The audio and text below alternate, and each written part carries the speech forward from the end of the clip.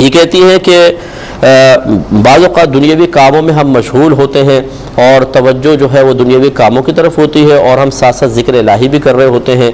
तो ये जो कहा गया है कि जी गाफिल दिल जो है इसकी पकड़ होगी, गिरफ्त होगी, जो ज़िक्र गाफिल दिल के साथ किया जाए वो नाफ़े नहीं होता।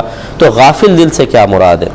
देखिए, वो यही मुराद है कि आप इस तरह बस ज़िक्र करें कि ज़बान चल रही हो और तवज्जो ना ज़िक्र की तरफ है, ना उसके मानी और मफ़हूम की तरफ है, ना जो उसके अदब के तकाज़े हैं वो मलहूज़ हैं। तो ऐसा रस्मी तौर पे किया गया ज़िक्र हमारे दिल में गफलत ही बढ़ाता है, इससे ज़्यादा कोई फ़ायदा नहीं होता है।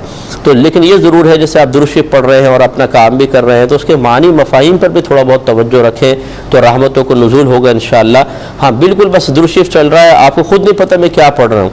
जैसे बाज़ लोग ऐसे बैठे हुए बस तस्बीह घुमाए जा रहे हैं और चल रही है ज़बान तेज़ तेज़ तेज़ तेज़ तेज़ तेज़, बिल्कुल तवज्जो नहीं है, दरमियान में बातें भी कर रहे हैं और या दूसरा और काम करते चले जा रहे हैं दुनियावी, और तवज्जो ज़िक्र की तरफ कामिल नहीं है। ये गलत तरीक़ाकार होता है। तो मानी मफ़हूम इस तरह अदब एहतराम थोड़ा बहुत मलहूज़ रख कर फिर साथ साथ काम करते रहें तो कोई हर्ज नहीं है। यहाँ पर यही मुराद है।